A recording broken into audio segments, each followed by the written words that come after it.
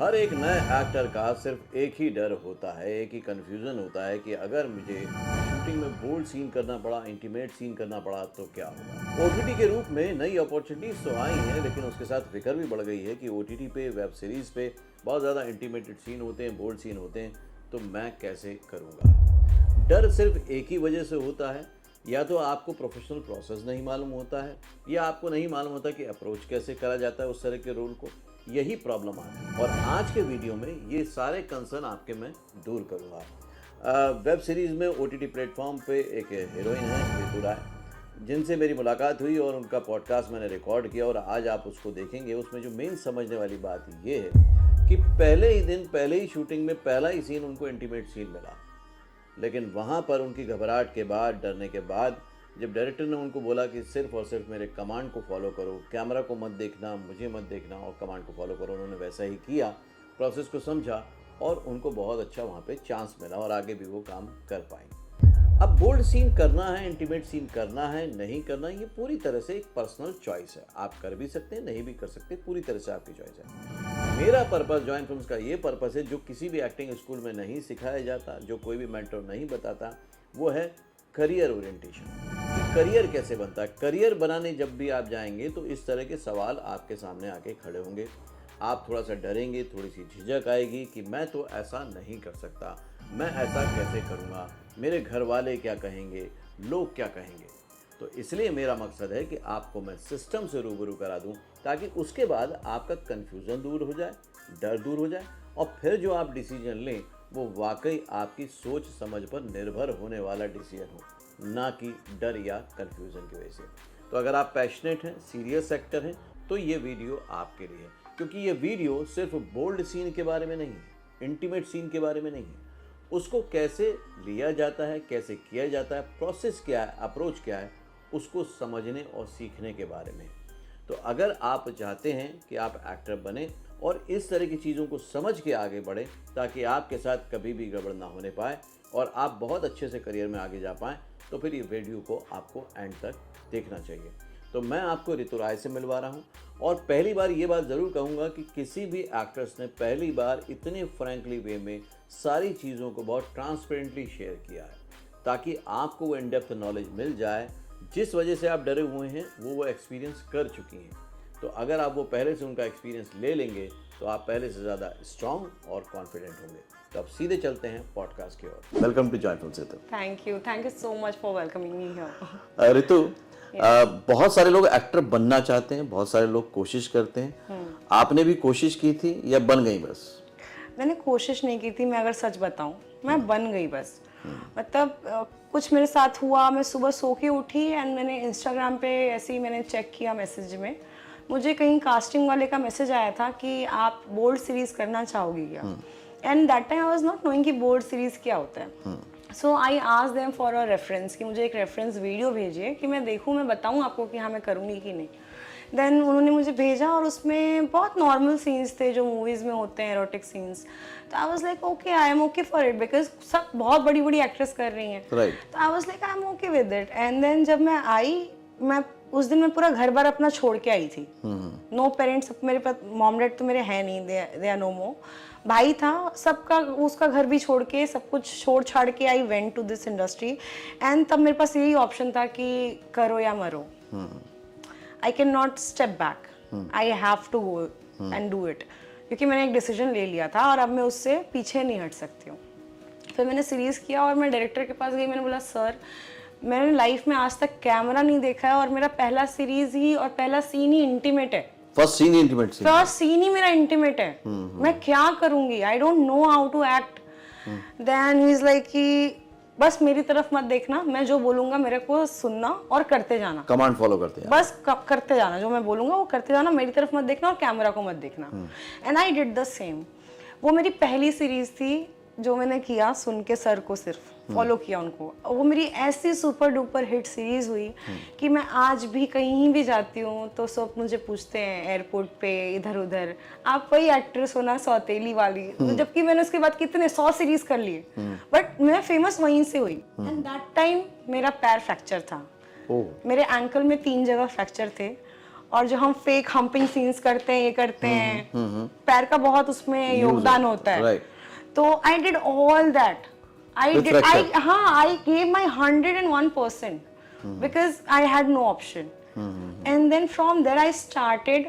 I have like अभी मैंने घर खरीद लिया, मेरे पास सब कुछ है। अब जो पेरेंट्स मुझसे, मेरे भाई मेरे से बात भी नहीं करता था, he is asking me daily how are you, you know, तो things has changed. Right right. वो कहते भी है ना कि मेरे बारे में कोई राय कायम मत करना, मेरा वक्त बदलेगा, तुम्हारी राय बदल जाएगी। Exactly. ओके, तो वक्त बदलने पे आपने ध्यान ज्यादा दिया, डिसीजन लिया। ये ऋतु पहले कॉर्पोरेट जॉब में थी, इन्फोसिस में, वो भी जहाँ के सपने लोग देखते हैं। मतलब सारे काम आपने वही किए जिसके सपने लोग देखते हैं।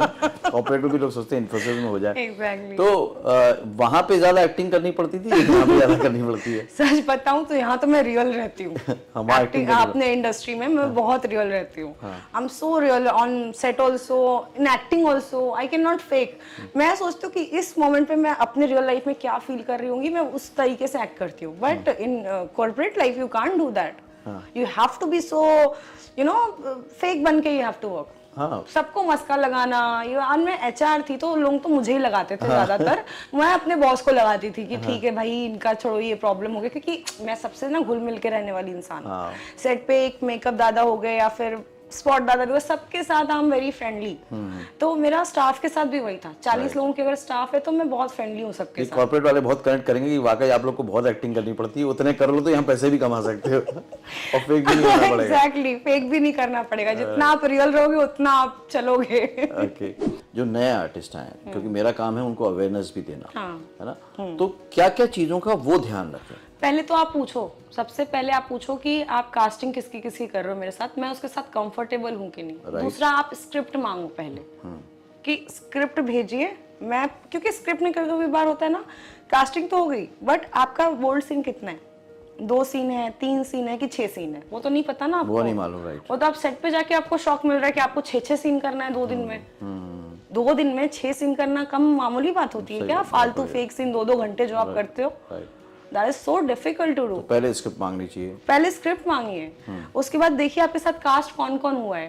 आपको कोई ऐसा बंदा तो कास्ट नहीं हो जिसके साथ आपको काम ही नहीं करना है। This both is your right. आप अग्रीमेंट साइन करते हो तो ये आपका राइट है जानना। And also your budget should be your thing. आप बजट के लिए पूछो, और ये भी श्योर करो, मेक श्योर करो कि बाकियों को भी इतना बजट मिलता है, क्योंकि आप नए हो, आपको नहीं पता ना इसमें क्या बजट मिल रहा है। बहुत बार कभी कभी कास्टिंग डायरेक्टर भी उल्लू बना के कर लेते हैं। और कोई भी कास्टिंग डायरेक्टर आपसे अगर बिकिनीज में फोटो मांगता है, I am making you very sure कि they are fake.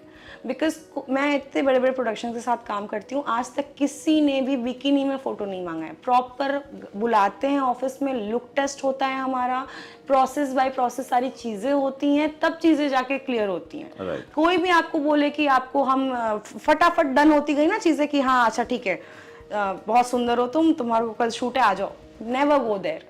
It will be a very big scam for you maybe, because इतना ईजी नहीं है।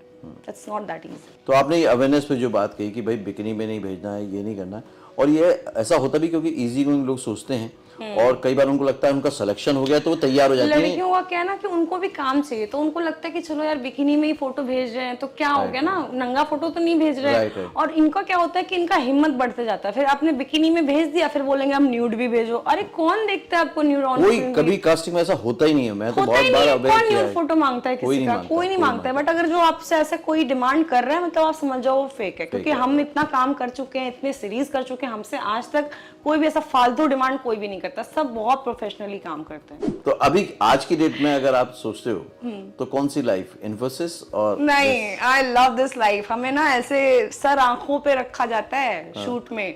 लड़की पहुंची ना बस कि ठीक है, अब वो छींक भी दी तो पूरा हॉस्पिटल खड़ा कर देते हैं हमारे लिए कि इसको कुछ होना नहीं चाहिए। मतलब we are that much important for our production. इतना हम कंपनी के लिए नहीं होते।